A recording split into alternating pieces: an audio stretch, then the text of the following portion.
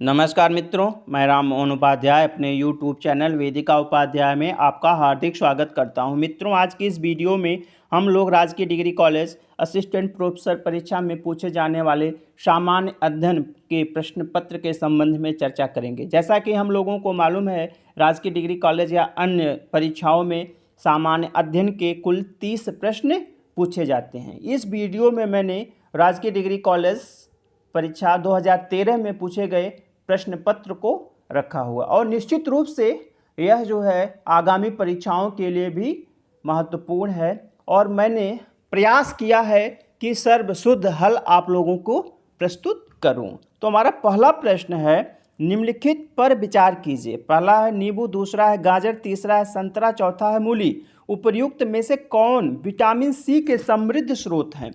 तो पहला है 1 तथा 2, मतलब नींबू और गाजर। दूसरा है 2 तथा 3, गाजर और संतरा। तीसरा है 1 तथा 3, नींबू और संतरा। चौथा है 2 तथा 4। तो हमारा सही आंसर है विकल्प सी, नींबू और संतरा। नींबू और संतरा विटामिन सी के समृद्ध स्रोत हैं। आयोग ने जब अपना आंसर जारी किया था तो दिया था विकल्प ए, मतलब नींबू और गाजर, जो कि सही नहीं है, क्योंकि गाजर में लगभग 5.9 मिलीग्राम ही विटामिन सी पाया जाता है। ठीक है, और नींबू और संतरा में जो है ज़्यादा पाया जाता है। तो हमारा सही आंसर है नींबू और संतरा। नींबू में लगभग अगर देखा जाए तो 53 मिलीग्राम और संतरे में जो है 45 से 55 मिलीग्राम के बीच में विटामिन सी पाया जाता है। अगर देखा जाए सबसे अधिक विटामिन सी किस में पाया जाता है, तो वह पाया जाता है आंवला में। आंवला में लगभग 600 मिलीग्राम विटामिन सी पाया जाता है। अमरूद में 376 कुछ मिलीग्राम विटामिन सी पाया जाता है। ठीक है, मूली जो है आपका, गाजर में मैंने आपको बता ही दिया। मूली में जो है 14.8 मिलीग्राम विटामिन सी पाया जाता है। ठीक है, तो ये है कुछ डाटा है। जैसे कि एक फल होता है कीवी, ठीक है, उसमें जो है 128 मिलीग्राम। अनानास में जो है 118 मिलीग्राम विटामिन सी पाया जाता है। तो हमारा सर्वसामान्य उत्तर जो है विटामिन सी, 1 और 3, नींबू और संतरा हमारा सही आंसर है। एक प्रश्न परीक्षाओं में आता है कि किस विटामिन की सबसे पहले खोज की गई थी? तो सबसे पहले जो है विटामिन सी की ही खोज की गई थी। ठीक है, विटामिन सी का रासायनिक नाम पूछा जाता है, तो विटामिन सी का रासायनिक नाम क्या है? एस्कॉर्बिक अम्ल जो है विटामिन सी का रासायनिक नाम है।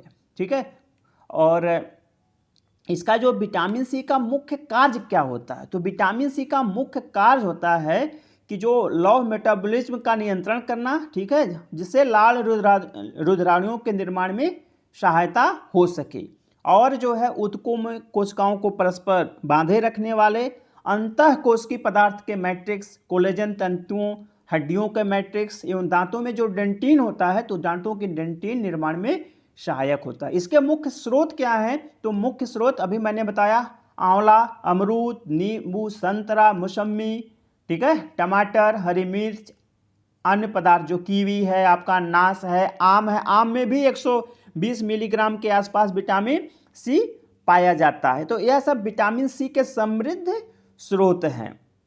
और पूछा जाता है कि स्कर्वी रोग जो है किस विटामिन की कमी से होता है? स्कर्वी रोग, तो स्कर्वी रोग जो है विटामिन सी की कमी से होता है। विटामिन सी की कमी से होता है, और जब स्कर्वी हो जाता है या विटामिन सी की कमी जब हमारे शरीर में होती है, तो जो कोई घाव लग जाता है तो वो घाव जल्दी नहीं भरता है, तो घाव के भरने में बहुत सहायक होते हैं। मसूड़ों से ब्लड आता है विटामिन सी की कमी से जो स्कर्वी रोग होता है। ठीक है, तो ये है। एक प्रश्न आता है परीक्षाओं में, विटामिन शब्द का प्रयोग सबसे पहले किसने किया था? विटामिन शब्द का प्रयोग, तो विटामिन शब्द का प्रयोग सबसे पहले किया था फुंक ने 19 1912 में किया था। ठीक है, विटामिन की खोज सबसे पहले किसने की थी, अगर याद जाए तो विटामिन की खोज किया था 1881 में। 1881 में किसने? एन आई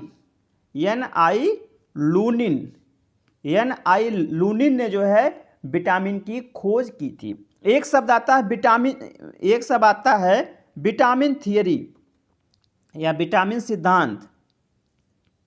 विटामिन थ्योरी सिद्धांत किसने दिया था? ठीक है, तो विटामिन थ्योरी सिद्धांत दिया था 1912 में। कब दिया गया था? 1912 में। किसके द्वारा? हॉपकिंस एवं फुंक के द्वारा।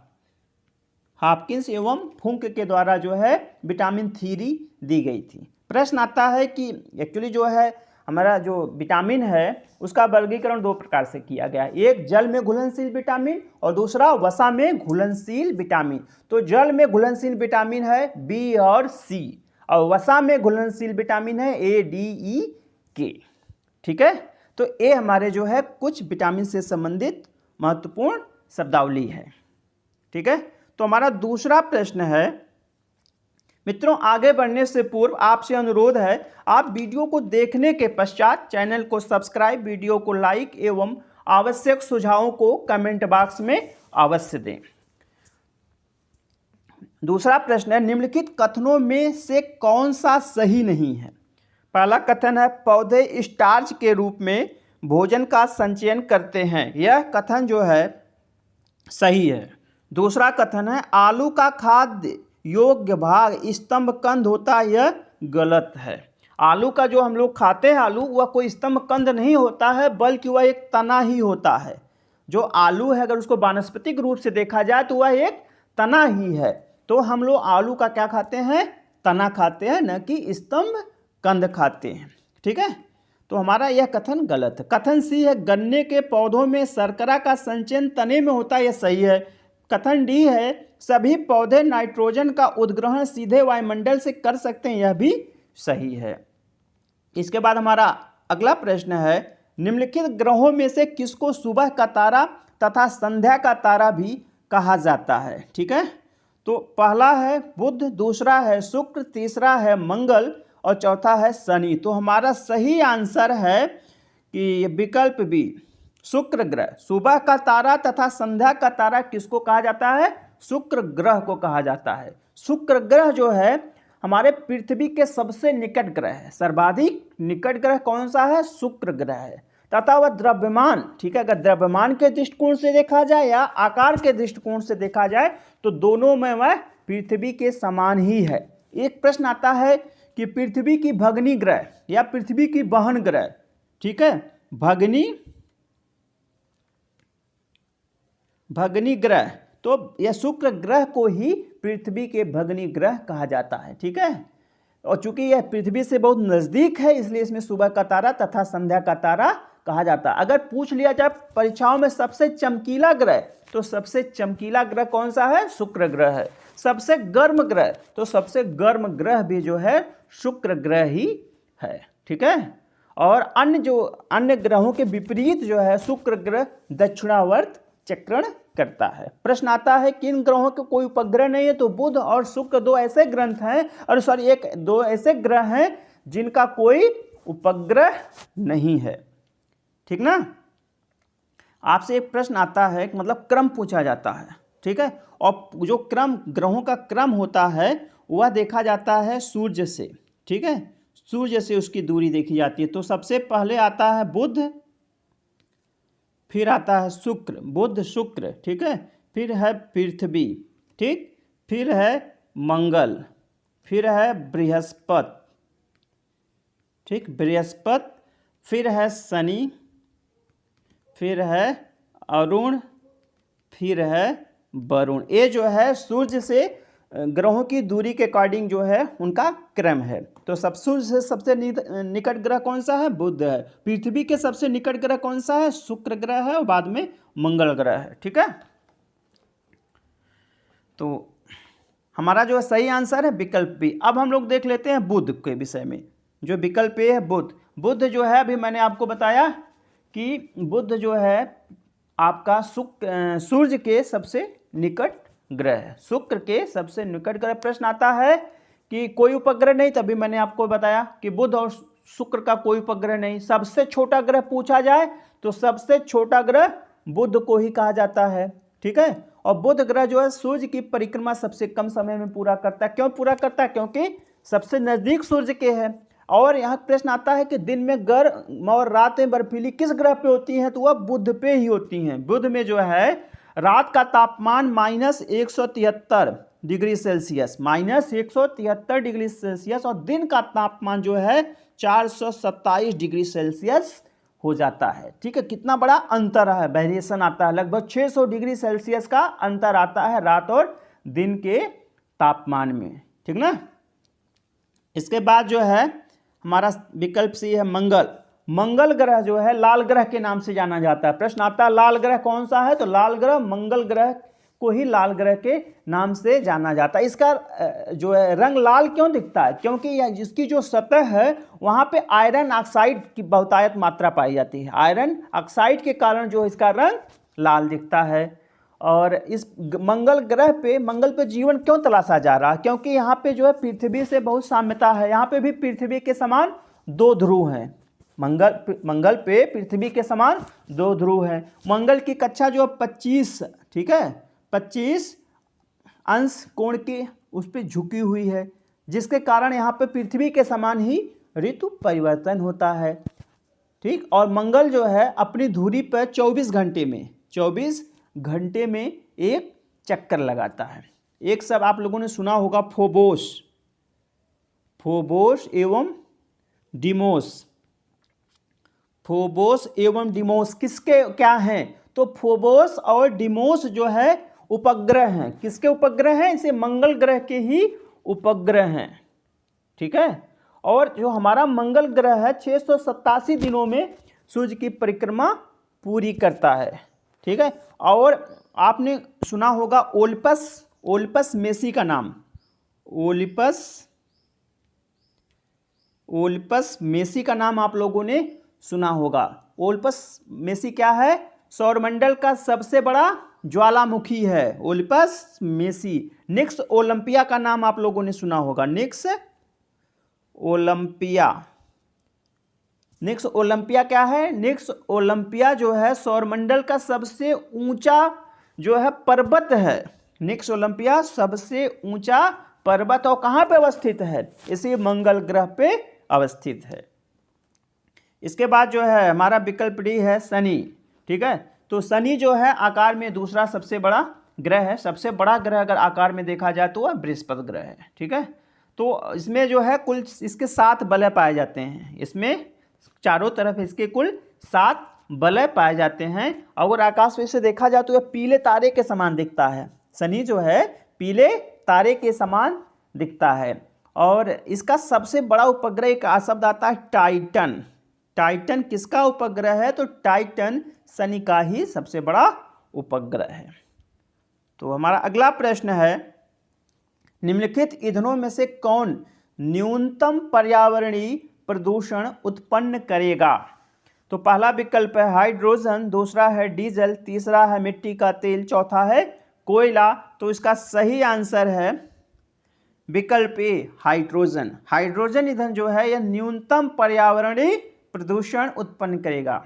और जैसे जो जीवाश्म ईंधन होते हैं, जैसे कोयला है, तेल है, प्राकृतिक गैस है, ठीक है, तो ये सब जो विद्युत शक्ति का उत्पादन करने के लिए इसमें गैसोलीन एक होता है, गैस होती है, गैसोलीन इत्यादि के जब जलने से जो है अधिकांश से जो है अपना ये पर्यावरण प्रदूषण इससे ज़्यादा होता है, ठीक है।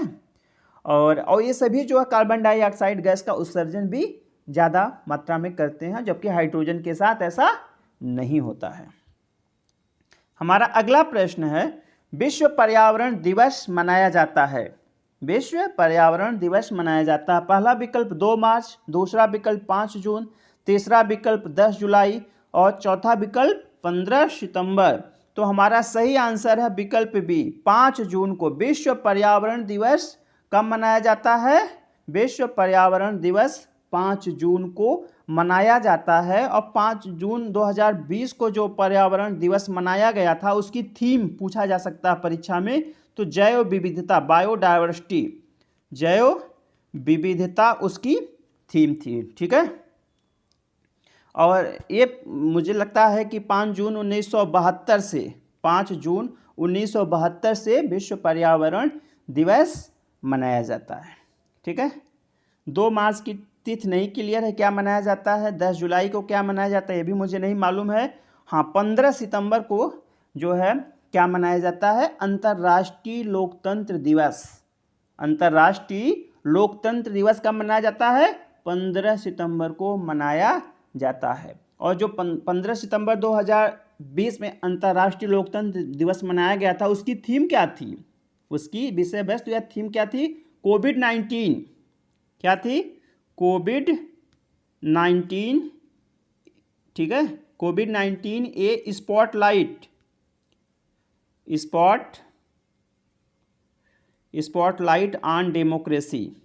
ऑन डेमोक्रेसी, ठीक है, क्या था इसकी थीम या विषय वस्तु क्या थी, कोविड-19 ए स्पॉटलाइट ऑन डेमोक्रेसी। ठीक है, 15 सितंबर को इंजीनियर्स डे भी मनाया जाता है, इंजीनियर्स दिवस भी मनाया जाता है 15 सितंबर को। एक विश्वेश्वरैया का नाम आप लोगों ने, विश्वेश्वरैया उसको कह सकते हैं, विश्वेश्वरैया का नाम आप लोगों ने सुना होगा। ठीक है, पूरा नाम था एम विश्वेश्वरैया। एम का मतलब मोक्षगुंडम विश्वेश्वरैया का जन्म दिवस है, और उनके जन्म दिवस को जो है, जन्मदिन को इंजीनियर्स डे के रूप में मनाया जाता है। 1959 ईस्वी से मनाया जा रहा है। ठीक है, हमारा अगला प्रश्न है, भूकंप की तीव्रता का मापन होता है, पहला रूलर पैमाने पे, दूसरा है हेक्टेयर में, तीसरा है रिक्टर पैमाने पे, चौथा है डेसिबल में। तो हमारा सही आंसर है विकल्प सी, भूकंप की तीव्रता का मापन किस पे होता है, रिक्टर पैमाने पे होता है। जो हमारा रिक्टर पैमाना होता है वह भूकंप की जो तरंगें होती हैं, तो उन तरंगों की तीव्रता मापने का एक गणितीय, ठीक है, एक गणितीय पैमाना है। और इसका विकास जो है 1935 में, इसका विकास 1935 में किसके द्वारा किया गया था, चार्ल्स रिक्टर। ठीक है, चार्ल्स रिक्टर और बेनो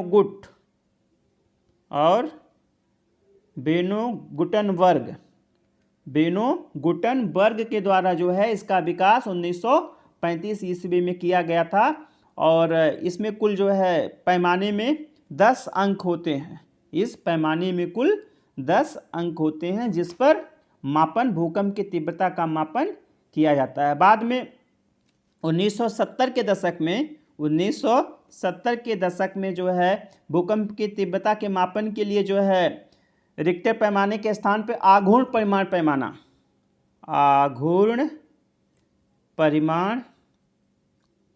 पैमाना का प्रयोग किया जाने लगा। हाँ, एक चीज़ और परीक्षाओं में पूछा जाता है कि जो हमारा रिक्टर पैमाना है इसका पूरा नाम क्या होता है, रिक्टर का पूरा नाम क्या है, तो इसका नाम है रिक्टर मैग्नीट्यूड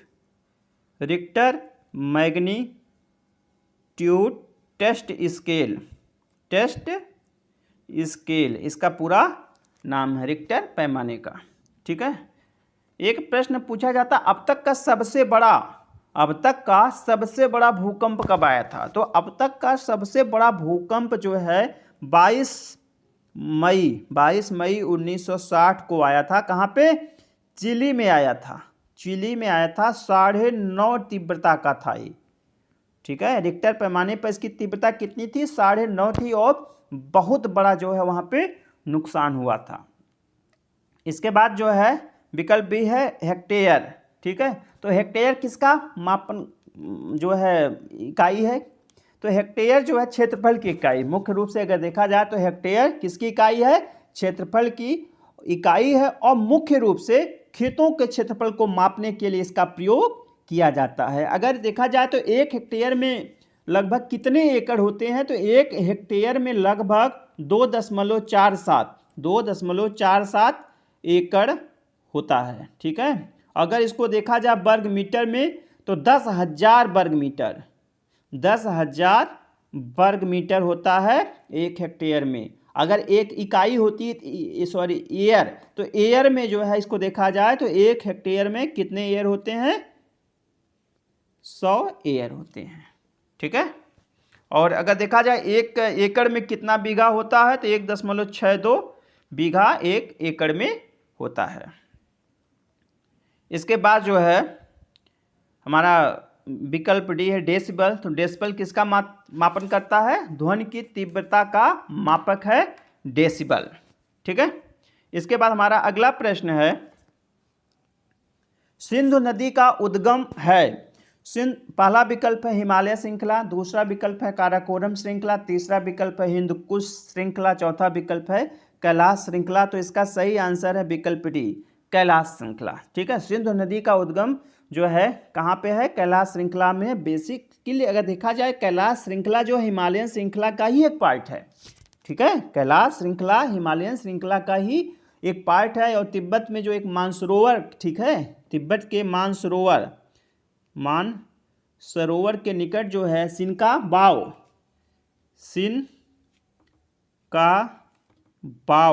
ठीक है, वहीं से इसका जो है नामक सिनका बाव नामक एक जलधारा है, उसी से जो है इस नदी का उद्गम हुआ है। इसकी जो प्रमुख सहायक नदियां हैं झेलम, चिनाब, रावी, ब्यास, सतलज इसकी मुख्य नदियां हैं। एक प्रश्न आता है परीक्षाओं में, लायड बांध किस नदी पर बना है? तो लायड बांध जो है इसी सिंधु नदी पर बना है। ठीक है। इसके बाद हमारा अगला प्रश्न है, विश्व का सबसे बड़ा महासागर है। पहला विकल्प अटलांटिक महासागर, दूसरा विकल्प प्रशांत महासागर, तीसरा विकल्प हिंद महासागर, चौथा विकल्प आर्कटिक महासागर। तो हमारा सही आंसर है विकल्प बी, प्रशांत महासागर। विश्व का सबसे बड़ा महासागर कौन सा है? प्रशांत महासागर है। ठीक है। क्षेत्रफल की दृष्टि से सबसे बड़ा महासागर है और इसका आकार अगर देखा जाए तो त्रिभुजाकार है और इसके शीर्ष पे बेरिंग जल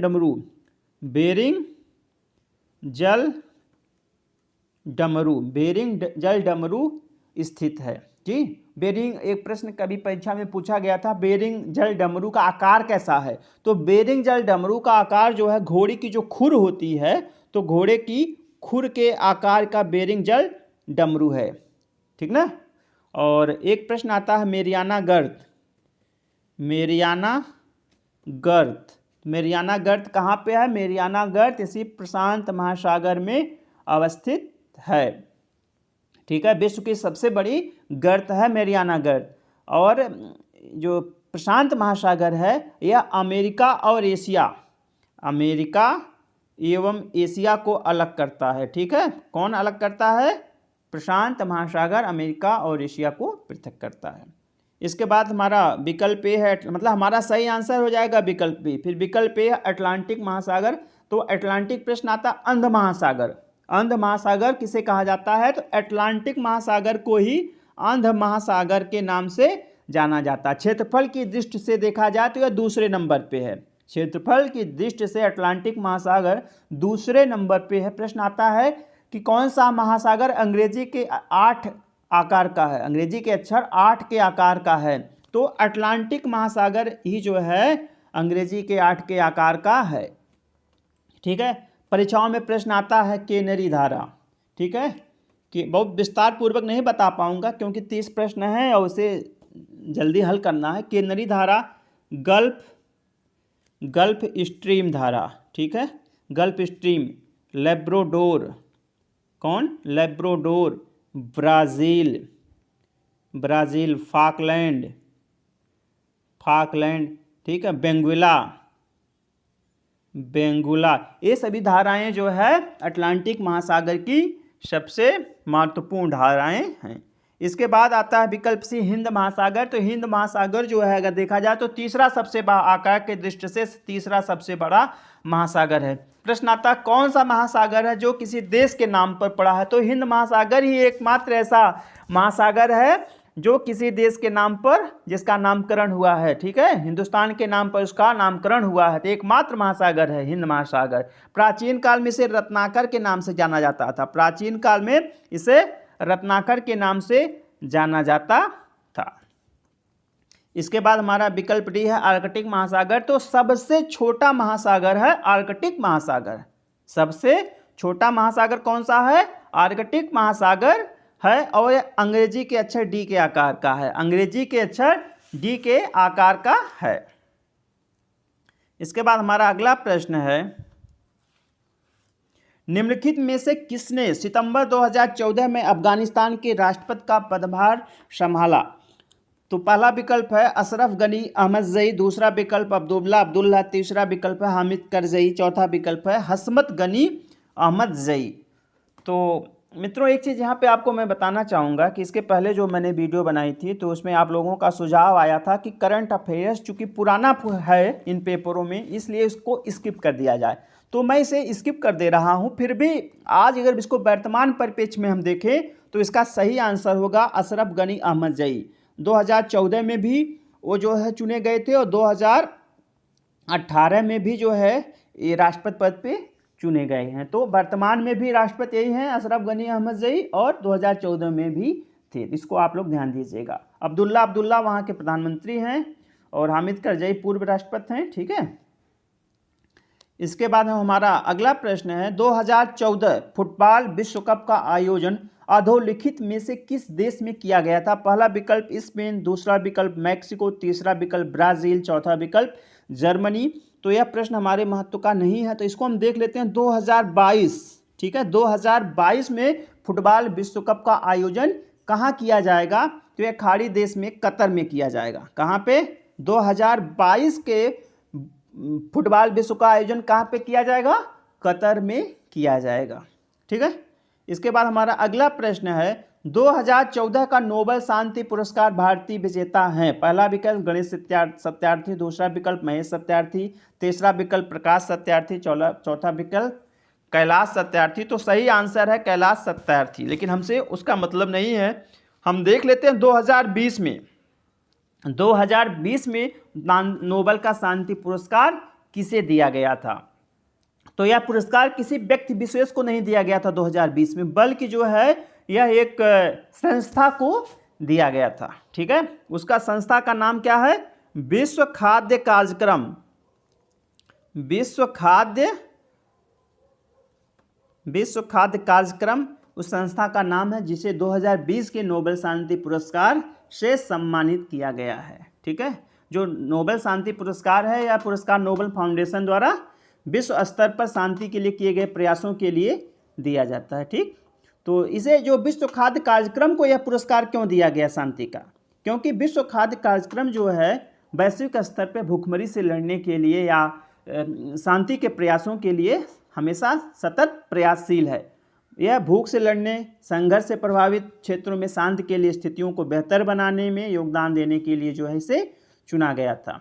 ठीक है, तो युद्ध एवं संघर्ष में जो भूख को एक हथियार के रूप में प्रयोग किए जाने से रोकने के प्रयासों में प्रेरक शक्ति के रूप में भी कार्य करता है। ठीक है, तो विश्व खाद्य कार्यक्रम के बीच में चूंकि यह एक यूनेस्को का ही, ठीक है, संयुक्त राष्ट्र का ही एक कार्यक्रम है।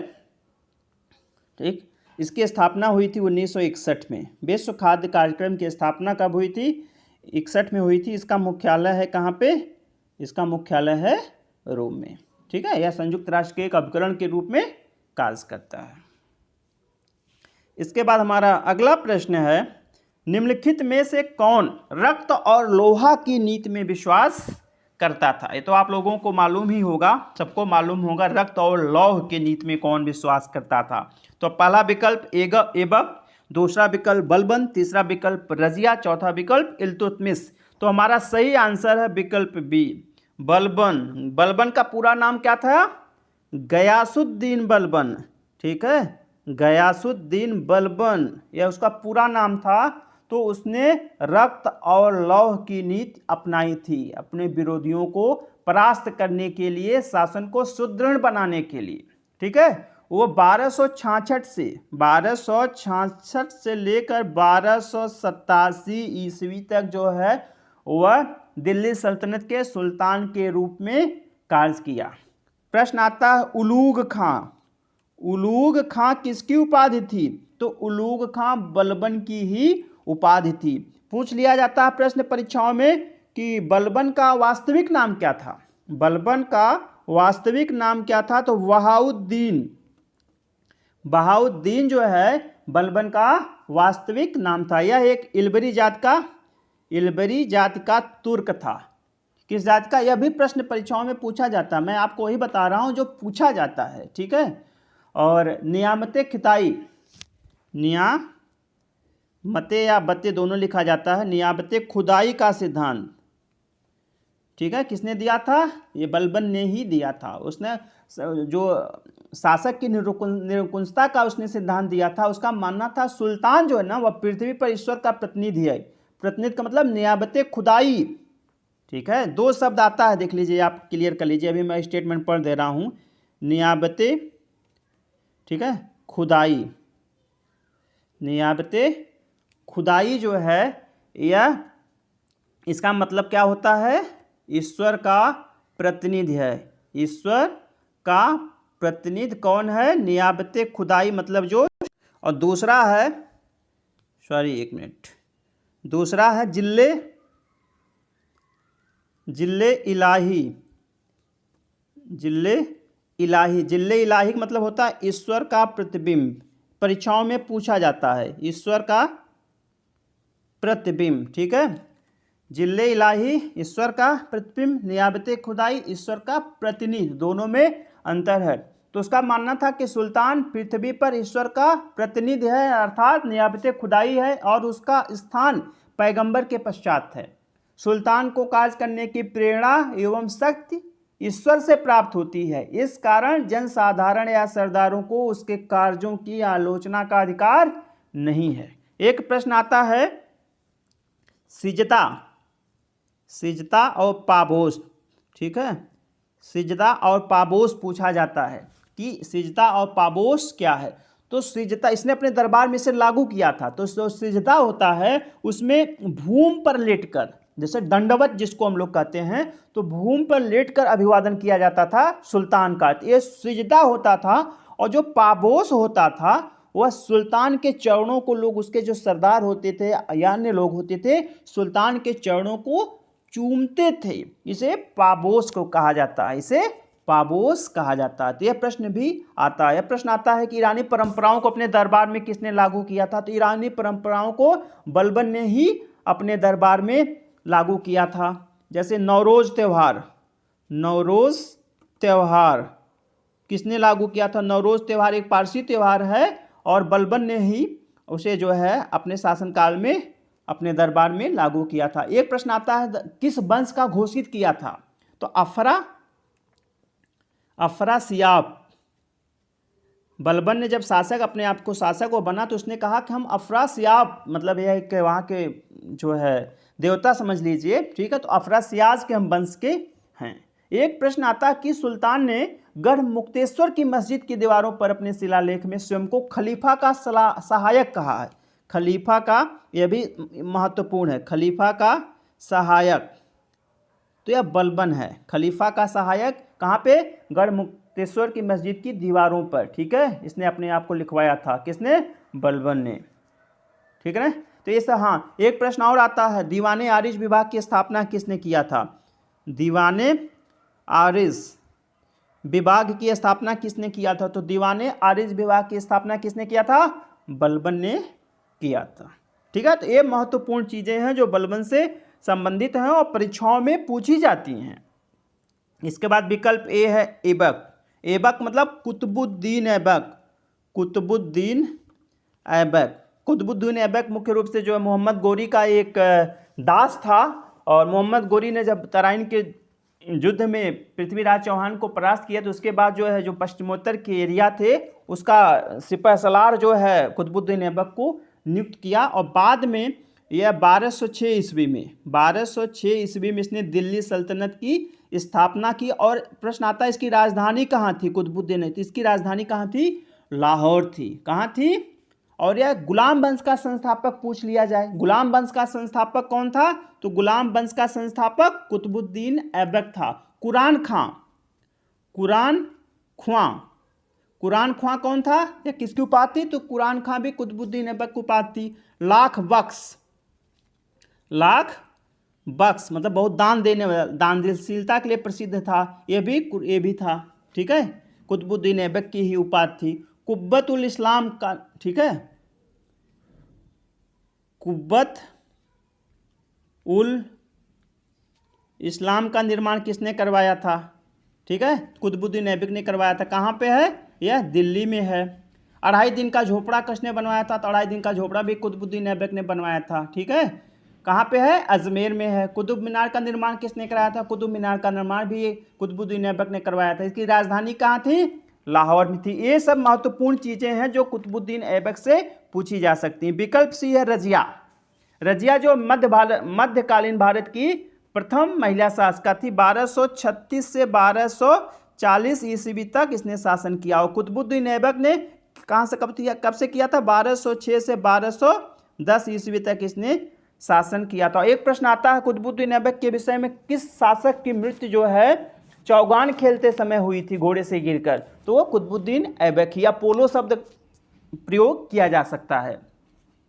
तो जो हमारी रजिया है, रजिया जो है, इसने इल्तुतमिश की मृत्यु के पश्चात जो है दिल्ली सल्तनत के शासन संभाला था। ठीक है, और मध्यकालीन भारत की एकमात्र महिला है जो सुल्तान पद को धारित की हुई थी। ठीक है, इसको बाद में इसके सिंहासन से हटा दिया गया था, चूंकि इल्तुतमिश ने इसे अपना उत्तराधिकारी नियुक्त किया था। तो इसने जो दिल्ली के निवासियों से न्याय मांगा था। और यह भी प्रश्न आता है कि दिल्ली के निवासियों से किस रंग के कपड़े पहनकर न्याय मांगा था? उस समय जिसको न्याय मांगना होता था वह लाल रंग के वस्त्र पहनकर जाता था। तो इसने लाल रंग के वस्त्र को धारण किया था। इसके बाद विकल्प डी है इल्तुतमिश। इल्तुतमिश जो है 1210 से 1236 ईस्वी तक, 1210 से 1236 ईस्वी तक जो है इसने शासन किया था। का प्रश्न आता है दिल्ली का प्रथम सुल्तान। तो दिल्ली का प्रथम सुल्तान अगर आए तो इल्तुतमिश ही कहा जाएगा उसे। उसका सही आंसर होगा इल्तुतमिश, क्योंकि कुतुबुद्दीन ऐबक ने दिल्ली सल्तनत की स्थापना तो की थी, लेकिन वह लाहौर से शासन किया, न कि दिल्ली से। और इल्तुतमिश ने दिल्ली से शासन किया। यह भी जो इल्बरी जात का तुर्क था, इल्बरी जात का तुर्क था। और इसने कुतुबुद्दीन ऐबक का मुख्य रूप से दास था। सुल्तान आजम आता है प्रश्न, सुल्तान आजम किसकी उपाधि थी? तो सुल्तान आजम जो है इल्तुतमिश की ही उपाधि थी। ठीक है, और शासक बनने से पूर्व यह बदायूं का सूबेदार था। कहाँ का? बदायूं का सूबेदार था। यह भी प्रश्न परीक्षाओं में पूछा जाता है। चंगेज खां का समकालीन दिल्ली सल्तनत का शासक कौन था? तो इल्तुतमिश ही था। ठीक है, और सबसे पहले शुद्ध अरबी सिक्के किसने चलाए थे? इल्तुतमिश ने चलवाया था। तुर्क चालगानी का गठन किसने किया था? तुर्क चालगानी का गठन तो इल्तुतमिश ने किया था, लेकिन उससे भंग जो है बलबन ने किया था। चांदी का टका और तांबे का जीतल किसने चलवाया था? इल्तुतमिश ने चलवाया था। किस सुल्तान ने बगदाद के खलीफा से खिलत प्राप्त किया था? तो 1229 में इल्तुतमिश ने जो है बगदाद के खलीफा से खिलअत, एक शब्द होता है खिलअत, प्राप्त किया था। खिलअत शब्द का भी एक बार अर्थ नेट की परीक्षा में पूछा गया था। तो इसका होता है सम्मान सूचक वस्त्र, सम्मान सूचक वस्त्र। ठीक है, एक प्रश्न आता है टकसाल पर नाम लिखने की प्रथा किसने प्रयोग किया या किसने प्रारंभ किया? तो भी टकसाल पर नाम लिखवाने की प्रथा इल्तुतमिश ने प्रारंभ। गुलामों का गुलाम आता है प्रश्न, गुलामों का गुलाम किसे कहा जाता है? वह भी इल्तुतमिश ही उसका सही आंसर है। ठीक है, इसके बाद हमारा अगला प्रश्न है निम्नलिखित में से कौन गोखले के राजनीतिक गुरु थे? ठीक, हम सभी लोगों को मालूम है कि महात्मा गांधी के राजनीतिक गुरु कौन थे? गोपाल कृष्ण गोखले। लेकिन यहाँ पे प्रश्न पूछा गया है कि गोखले के राजनीतिक गुरु कौन थे? पहला विकल्प एम.जी. रानाडे, दूसरा विकल्प राजा राम मोहन राय, तीसरा विकल्प रविंद्रनाथ टैगोर, चौथा विकल्प बाल गंगाधर तिलक। तो इसका सही आंसर है विकल्प ए, एम.जी. रानाडे। महादेव गोविंद रानाडे जो है गोपाल कृष्ण गोखले के राजनीतिक गुरु थे। यह रानाडे जी जो थे ब्रिटिश काल में भारतीय न्यायाधीश थे। यह लेखक भी थे, समाज सुधारक भी थे। ठीक है, कई क्षेत्रों से जुड़े हुए थे। और अगर देखा जाए तो प्रार्थना समाज का जो स्थापना हुई थी केशव चंद्र सेन के द्वारा, तो उसके संस्थापक सदस्य थे। अगर देखा वास्तविक संस्थापक तो थे पांडुरंग, पांडुरंग थे, ठीक है, लेकिन संस्थापक सदस्यों में से आपके महादेव गोविंद रानाडे थे, ठीक है। इन्हें एक प्रश्न आता है, महाराष्ट्र का सुकरात किसे कहा जाता है? महाराष्ट्र का सुकरात, ठीक है, तो महाराष्ट्र का सुकरात जो है महादेव गोविंद रानाडे को ही कहा जाता है, ठीक है। पूना सार्वजनिक सभा, पूना सार्वजनिक सभा की स्थापना, पूना सार्वजनिक सभा की स्थापना किसने किया था? महादेव गोविंद रानाडे ने ही किया था। इन्होंने विधवा पुनर्विवाह, मालगुजारी कानून, राजा राम मोहन राय की जीवनी आदि पुस्तकें लिखी थी। एक प्रश्न आता है दक्कन एजुकेशनल सोसाइटी के संस्थापक, तो दक्कन एजुकेशनल सोसाइटी के संस्थापक सदस्य में महादेव गोविंद रानाडे का नाम आता है। तो ये उनसे संबंधित महत्वपूर्ण तथ्य हो गए। विकल्प बी है, विकल्प बी राजा राम मोहन राय। राजा राम मोहन राय का नाम आप लोगों ने सुना होगा कि एक जो है आधुनिक भारत के जो है बहुत ही बड़े समाज सुधारक थे, इनके प्रयासों से भारत में सती प्रथा जैसी, ठीक है, गंदी प्रथा का अंत हो गया था, ठीक है। और उन्हें जो है नवजागरण का अग्रदूत, सुधार आंदोलनों का प्रवर्तक, आधुनिक भारत का पिता, नवप्रभात का तारा, ये सब उनको कहा जाता है। आता है प्रश्न, अरबी, फारसी, संस्कृत, अंग्रेजी, French, Greek, Latin, German, Hebrew आदि भाषाओं के जानकार कौन थे? तो राजा राम मोहन राय थे। आत्मीय सभा के संस्थापक राजा राम मोहन राय। वेदांत सोसाइटी के संस्थापक राजा राम मोहन राय। ब्रह्म समाज की स्थापना राजा राम मोहन राय। हिंदू कॉलेज की स्थापना मुख्य रूप से उन्होंने डेविड हेयर के सहयोग से किया था। डेविड हेयर के सहयोग से 1817 में कलकत्ता में हिंदू कॉलेज की स्थापना किया था, ठीक है। इसके बाद विकल्प सी है रविन्द्रनाथ टैगोर। रविन्द्रनाथ टैगोर आप लोग जानते हैं एक प्रसिद्ध साहित्यकार, दार्शनिक, विद्वान, चित्रकार, ठीक है, थे। और उन्हें 1913 में, कब? 1913 में गीतांजलि के लिए, किसके लिए? गीतांजलि के लिए नोबेल पुरस्कार दिया गया था। गुरुदेव रविन्द्रनाथ टैगोर, गुरुदेव नाम से प्रसिद्ध है। शांति निकेतन की स्थापना उन्होंने 1901 में बोलपुर में की थी। इसके बाद जो है हमारा विकल्प डी है बाल गंगाधर तिलक। तो बाल गंगाधर तिलक जो एक राष्ट्रवादी विचारक, समाज सुधारक, वकील, स्वतंत्रता संग्राम सेनानी थे। इनको वैलेंटाइन सिरोल ने इन्हें भारतीय अशांति का पिता कहा था, जिसके विरुद्ध इन्होंने फिर बाद में उसके विरुद्ध मानहानि का मुकदमा इन्होंने किया था। लोकमान्य के नाम से जाने जाते हैं। किसके नाम से? लोकमान्य के नाम से जाने जाते हैं। इनका पूरा नाम भी किसी परीक्षा में एक बार पूछा गया था। उनका पूरा नाम था बाल गंगाधर तिलक का केशव गंगाधर तिलक। बाल गंगाधर तिलक का जो है पूरा नाम था। स्वराज हमारा जन्मसिद्ध अधिकार है। स्वराज हमारा जन्मसिद्ध अधिकार है, बाल गंगाधर तिलक। केसरी मराठा पत्रिका का संपादन किसने किया? बाल गंगाधर तिलक ने किया। हमारा अगला प्रश्न है, निम्नलिखित में से किस आंदोलन को राष्ट्रीय स्वतंत्रता का मुस्लिम युद्ध के रूप में माना जाता है? पहला विकल्प खिलाफत आंदोलन, दूसरा विकल्प मोपला विद्रोह, तीसरा विकल्प बहावी आंदोलन, चौथा विकल्प अलीगढ़ आंदोलन। तो हमारा सही आंसर है विकल्प ए, खिलाफत आंदोलन। खिलाफत आंदोलन को राष्ट्रीय स्वतंत्रता का मुस्लिम युद्ध कहा जाता था। खिलाफत आंदोलन मुख्य रूप से 1919 से लेकर 1922 तक जो है कुछ राष्ट्रवादी विचारकों के द्वारा चलाया गया था।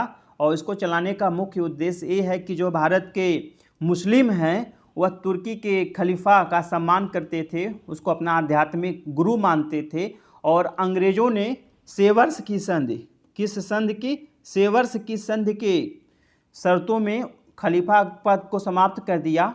तो इसके विरोध में जो है, अच्छा, चूंकि भारत ने जब प्रथम विश्व युद्ध में भाग लिया था तो इसी शर्त पे भाग लिया था कि उनको जो है खलीफा का पद वापस कर दिया जाएगा। लेकिन अंग्रेज जो है प्रथम विश्व युद्ध के बाद जो है मुकर गए। उसके विरोध में सैयद अली बंधुओं ने, ठीक, अली बंधुओं जिसमें शौकत अली और मोहम्मद अली के नाम आते हैं, उन्होंने खिलाफत आंदोलन को प्रारंभ किया। और महात्मा गांधी ने इस आंदोलन में अपना योगदान दिया या इसका समर्थन किया, ठीक है। तो एक खिलाफत आंदोलन हो गया। एक प्रश्न आता है आपको लोग बताऊं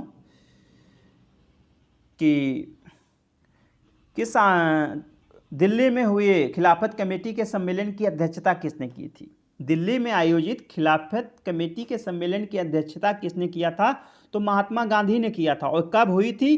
23 नवंबर 1919 को हुई थी। कहाँ पे हुई थी? दिल्ली में हुई थी। और इसकी अध्यक्षता किसने किया था?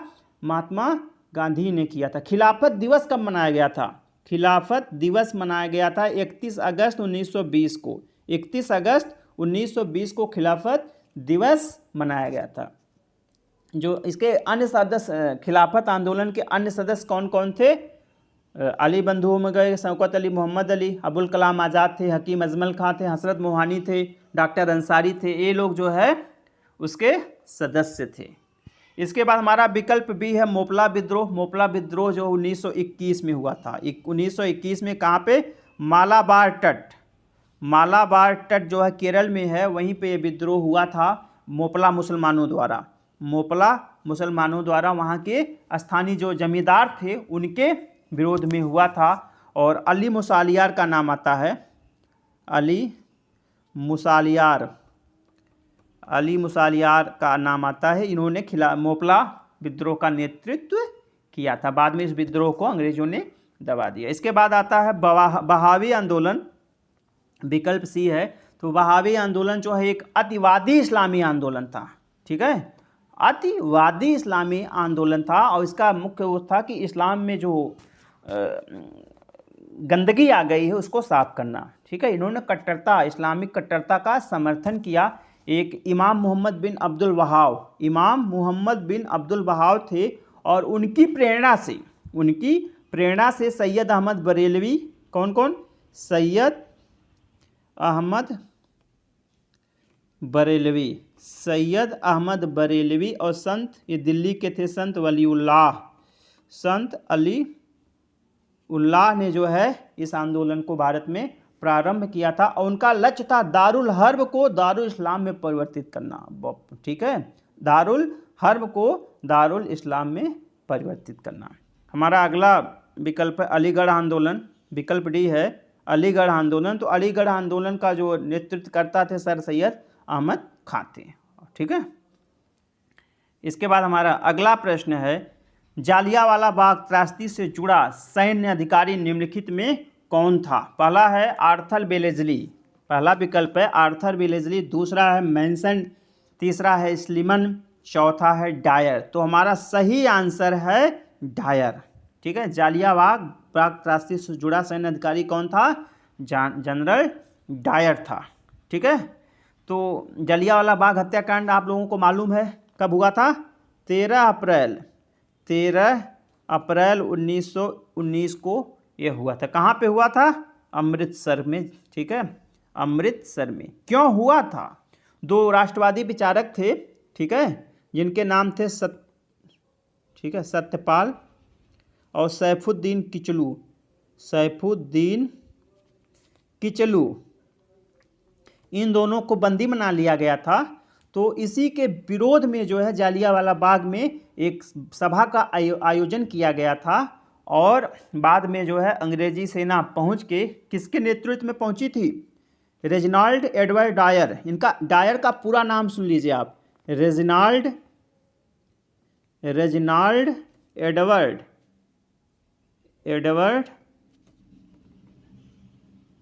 डायर। ठीक है, ये जो है एक सैन्य अधिकारी था जिसने जालियांवाला बाग हत्याकांड कराया था। ठीक है, और एक नाम आता है माइकल ओ डायर। माइकल आप क्लियर कर लीजिएगा, माइकल ओ डायर, मतलब दो नाम आते हैं, माइकल ओ डायर और रेजिनाल्ड एडवर्ड डायर। ठीक है, तो जो रेजिनाल्ड एडवर्ड डायर है उसमें ब्रिटिश सैन्य अधिकारी था। ठीक, और जो माइकल ओ डायर हैं उसी समय लगभग 1912 से लेकर 1919 ईस्वी तक यह पंजाब प्रांत के जो है लेफ्टिनेंट गवर्नर थे। पंजाब प्रांत के लेफ्टिनेंट गवर्नर थे दोनों उस समय डायर थे। तो गोली किसने चलवाई थी? रेजिनाल्ड एडवर्ड डायर ने। लेकिन उस समय चूंकि यह आपके माइकल ओ डायर वहाँ के वो थे, तो उधम सिंह का नाम आप लोगों ने सुना होगा। उधम सिंह जिसने जो है ब्रिटेन में जाकर डायर की हत्या की थी। तो उसने रेजनाल्ड की हत्या नहीं की थी, बल्कि माइकल ओ डायर की हत्या की थी। ठीक है, माइकल ओ डायर की हत्या की थी। इसके बाद जो है विकल्प सी है स्लीमन। तो स्लीमन जो है, कर्नल स्लीमन ने ठगी प्रथा का अंत किया था, ठगी प्रथा का अंत किया था। ठीक है, और विकल्प ए है आर्थर बेलेजली। आर्थर बेलेजली, आर्थर बेलेजली को बंगाल टाइगर के नाम से, आर्थर बेलेजली को, एक सेकंड, बंगाल टाइगर के नाम से जाना जाता है। बंगाल टाइगर के नाम से जाना जाता है किसे? आर्थर बेलेजली को। आर्थर बेलेजली जो लॉर्ड बेलेजली का भाई था, लॉर्ड बेलेजली आर्थर बेलेजली नहीं है, यह लॉर्ड बेलेजली का भाई था। उसके समय में एक सैन्य अधिकारी था, उसके समय में यह एक सैन्य अधिकारी था जिसने आंग्ल मराठा युद्ध, ठीक है, उसमें जो है अपनी प्रमुख भूमिका निभाई थी। यह फर्स्ट ड्यूक ऑफ वेलिंगटन था, फर्स्ट ड्यूक ऑफ वेलिंगटन था। यह बाद में 1834 ईस्वी के आसपास जो है इसने ब्रिटिश प्रधानमंत्री के पद को भी सुशोभित किया था। इसके बाद हमारा अगला प्रश्न है, इसमें एक गणितीय वो है, 2500 के 2/5 के 40% का 30% होगा। तो इसमें आपको निकालना होगा, कैलकुलेट कर लीजिएगा। यहाँ से आप जब इसमें भाग करेंगे तो 500 आ जाएगा, 500 में 2 से करेंगे तो 1000 आएगा। 1000 का जो है जब आप 40% निकालेंगे तो 1000 × 40/100 तो आपका आ जाएगा 400। ठीक है, 400 आ जाएगा। 400 का 30% जब आप निकालेंगे तो कितना आ जाएगा? 120 आ जाएगा। ठीक है, इसके बाद अगला प्रश्न है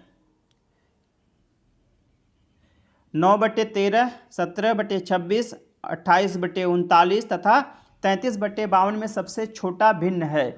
अब इसको भिन्न निकालने के लिए जो है इसको कैलकुलेट करना पड़ेगा। तो इसमें जो है सही आंसर वैसे आएगा 33/52, क्योंकि 33/52 का जो मान है वह लगभग 33/6, ठीक है, 634 ऐसे कुछ इसका मान आ रहा है। ठीक, 0.634 इसका मान आ रहा है 33/52 का। जो 9/13 है, ठीक है, या यहाँ पे कल 9/13 का मान आ रहा है 0.692 आ रहा है। ठीक है, 28/39 का मान आ रहा है 0.717 आ रहा है। ठीक है, 17/26 का मान आ रहा है 0.653। तो सबसे कम जो है 0.634 आपका 33/52 का मान आ रहा है, इसलिए सबसे छोटा भिन्न आपका आ जाएगा 33/52। यदि एक आयत की लंबाई 20% बढ़ा दी जाती है तथा इसकी चौड़ाई 20% घटा दी जाती है तो क्षेत्रफल होगा। तो इसका क्षेत्रफल जो है 4% घट जाएगा, 4% घट जाएगा। ठीक है, और अगला प्रश्न है, यदि 100 तक सभी संख्याएं लिखी जाएं तो अंक 5 का उपयोग कितनी बार किया जाएगा? तो इसको जब कैलकुलेट करने पे कुल 19 बार आएगा। ठीक है, हमारा अगला प्रश्न है, निम्नलिखित में से कौन सुमेलित नहीं है? पहला है भारतीय विदेशी व्यापार संस्थान। भारतीय विदेशी व्यापार संस्थान ये जो है सुमेलित है। भारतीय विदेशी व्यापार संस्थान कहाँ पे है? यह नई दिल्ली में है। इसकी स्थापना कब हुई थी? 1963 में। इसकी स्थापना कब हुई थी? 1963 ईस्वी में हुई थी। विकल्प बी है प्रधानमंत्री ग्राम सड़क योजना चंद्रशेखर। तो प्रधानमंत्री ग्राम सड़क योजना जो चंद्रशेखर के काल में नहीं चलाई गई थी, बल्कि यह पूर्व प्रधानमंत्री अटल बिहारी वाजपेयी के शासनकाल में जो है यह चलाई गई थी। और 25 दिसंबर 2000 को प्रधानमंत्री ग्राम सड़क योजना का जो है शुभारंभ किया गया था। इसका उद्देश्य था ग्रामीण क्षेत्रों में 500 या उससे अधिक आबादी वाले सड़क संपर्क से वंचित गांवों को जो है 12मासी सड़कों से जोड़ना। ठीक है, तो उस समय प्रधानमंत्री कौन थे? चंद्रशेखर नहीं थे, बल्कि अटल बिहारी वाजपेयी थी। ठीक है, तो हमारा कथन बी गलत है, कथन बी गलत है। ठीक है, इसके बाद हमारा कथन सी है राष्ट्रीय ग्रामीण विकास संस्थान। राष्ट्रीय ग्रामीण विकास संस्थान इसका दिया है हैदराबाद में, सही है। राष्ट्रीय ग्रामीण विकास संस्थान कहाँ पे? हैदराबाद में है। 2006 में इसकी स्थापना हुई थी। इसके बाद है विकल्प डी है विक्रम साराभाई तिरुवनंतपुरम, यह भी सही है। विक्रम साराभाई अंतरिक्ष केंद्र कहाँ पे? तिरुवनंतपुरम है। तिरुवनंतपुरम कहाँ पे है? यह केरल में है, ठीक है। यह इसरो का जो है सर्वाधिक महत्वपूर्ण केंद्र है और नवंबर 1963 में इसकी स्थापना की गई थी। इसके बाद अगला प्रश्न है भारतीय जनगणना 2011 के अनुसार भारत के निम्नलिखित राज्यों में से किसमें लिंगानुपात सबसे कम है? पहला विकल्प पंजाब, दूसरा विकल्प बिहार, तीसरा विकल्प हरियाणा, चौथा विकल्प सिक्किम। तो हमारा सही आंसर है विकल्प सी, हरियाणा। सबसे कम लिंगानुपात अगर देखा जाए तो हरियाणा का है। हरियाणा का लिंगानुपात 2011 की जनगणना के अनुसार 879 है। कितना है? 879। अगर सर्वाधिक देखा जाए तो सर्वाधिक कहाँ का? केरल का है 1084। केरल का कितना है? 1084। ठीक है। बिहार का अगर देखा जाए तो बिहार का है 918। बिहार का 918। पंजाब का है 895। पंजाब का 895। सिक्किम की कितनी है? 890। सिक्किम की 890। ठीक है। अगर देखा जाए केंद्र शासित प्रदेशों में सबसे अधिक जो है लिंगानुपात कहाँ पे है? तो पुडुचेरी। पुडुचेरी जिसको पांडिचेरी कहते थे, यहाँ पे 1037 लिंगानुपात है। और सबसे कम देखा जाए तो दमन दीव में। दमन दीव में कितना है? 618। ठीक है। अगर प्रश्न पूछ लिया जाए शिशु लिंगानुपात सबसे अधिक कहाँ है? तो सबसे अधिक शिशु लिंगानुपात है आंध्रा में। ठीक है, 972। और सबसे कम हरियाणा में ही है। हरियाणा में है 834। शिशु लिंगानुपात मतलब 0 से 6 साल तक के बच्चों का लिंग। ठीक है। हमारा अगला प्रश्न है निम्नलिखित में से किस पंचवर्षीय योजना में भारत की विकास दर सर्वाधिक हुई थी? पहला विकल्प 8वीं पंचवर्षीय योजना, दूसरा विकल्प 9वीं पंचवर्षीय योजना, तीसरा विकल्प 10वीं पंचवर्षीय योजना, चौथा विकल्प 11वीं पंचवर्षीय योजना। तो हमारा सही आंसर है विकल्प डी, 11वीं पंचवर्षीय योजना में विकास दर सर्वाधिक थी। ठीक है। 11वीं पंचवर्षीय योजना कब से चली थी? 2007 से 2012 तक जो है 11वीं पंचवर्षीय योजना का समय था। और यह योजना सी रंगराजन के द्वारा तैयार की गई थी। और इसकी जो थीम थी, इस पंचवर्षीय योजना की थीम, तो इस पंचवर्षीय योजना की थीम थी तेज और अधिक समावेशी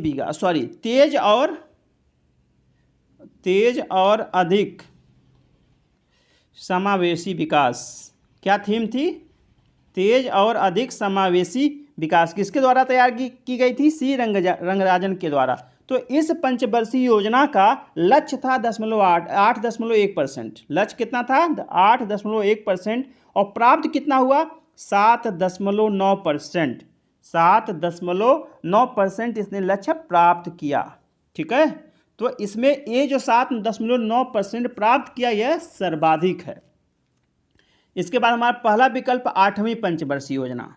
कौन सी पंचवर्षीय योजना? 8वीं पंचवर्षीय योजना। तो 8वीं पंचवर्षीय योजना का समय है 1992 से 97। 1992 से 97। और 8वीं पंचवर्षीय योजना में भारत की नई आर्थिक नीति को मंजूरी मिली थी। भारत की नई आर्थिक नीति को मंजूरी मिली थी। और इसी में उदारीकरण, निजीकरण और वैश्वीकरण का कॉन्सेप्ट दिया गया था 8वीं पंचवर्षीय योजना में। नरसिम्हा राव गवर्नमेंट थी उस समय। और इसमें लक्ष्य था विकास दर का 5.6%। ठीक। और प्राप्त हुआ 6.8%। ठीक है।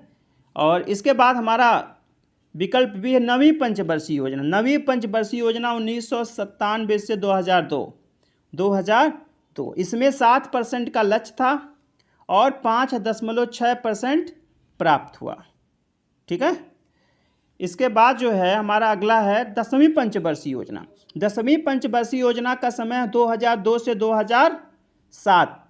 ठीक है। और इसमें जो है 8% का लक्ष्य रखा गया था। 8% का लक्ष्य रखा गया था। 7.2% लक्ष्य प्राप्त हुआ।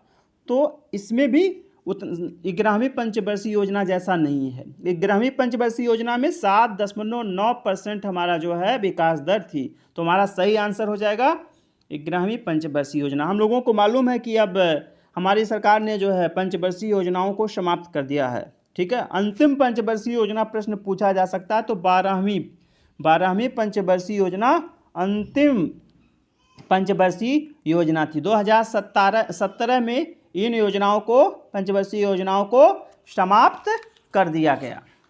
ठीक है, इसके बाद हमारा अगला प्रश्न है स्वर्ण जयंती ग्राम स्वरोजगार योजना SGSY को लागू किया गया था वर्ष 2000 में। विकल्प बी है वर्ष 1999, विकल्प सी है वर्ष 2007 में, विकल्प डी है 1997 में। तो हमारा सही आंसर है विकल्प बी, 1999 में स्वर्ण जयंती ग्राम स्वरोजगार योजना को प्रारंभ किया गया था। 1 अप्रैल, कब? 1 अप्रैल 1999। हमारा अगला प्रश्न है सूची फर्स्ट को सूची सेकंड से सुमेलित कीजिए तथा नीचे दिए गए कूट का उपयोग करते हुए सही उत्तर चुनिए। तो हमारा सूची फर्स्ट है हीरा, संगमरमर, बालू और स्नेहक, और सूची सेकंड में है कैल्शियम, सिलिकॉन, ग्रेफाइट और कार्बन। तो इसमें हमें सही चीज़ मिलाना है कि हमारा सही आंसर क्या है। तो अब सबसे पहले हमें देखना है कि हीरा किसका जो है अपरूप है। तो हीरा जो है कार्बन का अपरूप है, तो ए में 4 होगा। तो ए में 4, 3 है। अब देखते हैं कौन होता है। ठीक, संगमरमर जो है क्या है, कैल्साइट से बना होता है। तो संगमरमर हो जाएगा आपका कैल्शियम, बी में हो जाएगा। ठीक है, बी में 1 हो जाएगा, बी में 1 हो गया। इसके बाद जो है बालू जो एक सिलिकॉन होता है, तो सी में हो जाएगा 2, सी में हो जाएगा 2। और जो स्नेहक होता है, जो माणिक्य जिसे हम बोलते हैं, ठीक है, तो यह एल्युमिनियम का बना होता है। ठीक है, यह एल्युमिनियम का बना नहीं, स्नेहक जो है आपका ग्रेफाइट से हो जाएगा, स्नेहक ग्रेफाइट से हो जाएगा। तो हमारा विकल्प बी सही हो जाएगा, विकल्प बी हमारा सही आंसर हो जाएगा। हीरा, कार्बन, संगमरमर, कैल्शियम, बालू, सिलिकॉन और स्नेहक ग्रेफाइट। ठीक है, इसके बाद हमारा अगला प्रश्न है निम्नलिखित में से किसे शुष्क बर्फ कहते हैं। पहला विकल्प ठोस कार्बन डाइऑक्साइड, दूसरा विकल्प ठोस हाइड्रोजन पेरोक्साइड, तीसरा विकल्प निर्जलीकृत बर्फ, चौथा विकल्प 273 केल्विन पर बर्फ। तो हमारा सही आंसर है विकल्प ए, ठोस कार्बन डाइऑक्साइड को शुष्क बर्फ के रूप में जाना जाता है। ठीक है, ठोस कार्बन डाइऑक्साइड को शुष्क बर्फ, इसे शुष्क बर्फ या शुष्क हिम भी कहा जाता है, शुष्क हिम भी कहा जाता है। या गर्म करने पर सीधे गैस में परिवर्तित हो जाती है। ठीक है, तो इसका प्रयोग आइसक्रीम के निर्माण में तथा प्रभावकारी शीतलक के रूप में किया जाता है। इसके बाद हमारा अगला प्रश्न है निम्नलिखित तत्वों में किसके अपरूप नहीं है। पहला विकल्प कार्बन, दूसरा विकल्प फास्फोरस, तीसरा विकल्प नाइट्रोजन, चौथा विकल्प ऑक्सीजन। तो हमारा सही आंसर विकल्प सी, नाइट्रोजन का कोई अपरूप नहीं है। कार्बन का अपरूप है, कार्बन के अपरूप हैं आपके हीरा है, ग्रेफाइट है, फुलरेंस है, ये किसके आप हैं, कार्बन के। आपके फास्फोरस में भी हैं, विकल्प बी में फास्फोरस में श्वेत या पीला है फास्फोरस, लाल फास्फोरस, सिंदूरी फास्फोरस, काला फास्फोरस, बैगनी फास्फोरस, ढेर प्रकार से इसके अपरूप हैं। ठीक है, और विकल्प डी है ऑक्सीजन का अपरूप ओजोन है। ठीक है, ओजोन है। तो हमारा सही आंसर है नाइट्रोजन का कोई अपरूप नहीं होता है। इसके बाद हमारा अगला प्रश्न है लिफ्ट में किसी पिंड का आभासी भार उसके वास्तविक भार से अधिक होता है यदि लिफ्ट नियत गति से ऊपर जाती है, विकल्प बी है नीचे की ओर त्वरित होती है, विकल्प सी है नियत वेग से नीचे जाती है, और विकल्प डी है ऊपर की ओर त्वरित होती है। ठीक है, तो इसमें हमारा सही आंसर होगा विकल्प ए, नियत गति से ऊपर जाती है। लिफ्ट द्वारा जो त्वरित गति से, ठीक है, लिफ्ट द्वारा त्वरित गति से ऊपर की ओर जाने पर व्यक्ति को अपने क्या होता है, भार में बढ़ोतरी का आभास होता है। ठीक है, और जब लिफ्ट द्वारा नीचे की ओर गति होता है तो हमारा अपने भार में कमी का आभास होता है। ठीक है, तब यहाँ पे जो है नीचे आने पे त्वरण ऋणात्मक हो जाता है, ऊपर जाने पे जो त्वरण होता है वह धनात्मक हो जाता है। तो हमारा सही आंसर है इस जो नियत गति से ऊपर। इसके बाद हमारा अगला प्रश्न है ध्वनि का वेग अधिकतम होता है? पहला विकल्प निर्वात, दूसरा विकल्प पानी में, तीसरा विकल्प स्टील में, चौथा विकल्प हवा में। तो हमारा सही आंसर है विकल्प सी, स्टील में। ध्वनि का वेग अधिकतम होता है किसमें? स्टील में ध्वनि का अधिकतम वेग होता है, लगभग 5960 मीटर प्रति सेकंड इसका जो है वेग होता है। निर्वात में ध्वनि शून्य होती है, ठीक है, निर्वात में ध्वनि का कोई भी वेग नहीं होता है। और हवा में जो है वेग होता है लगभग 331 से लेकर 344 मीटर प्रति सेकंड।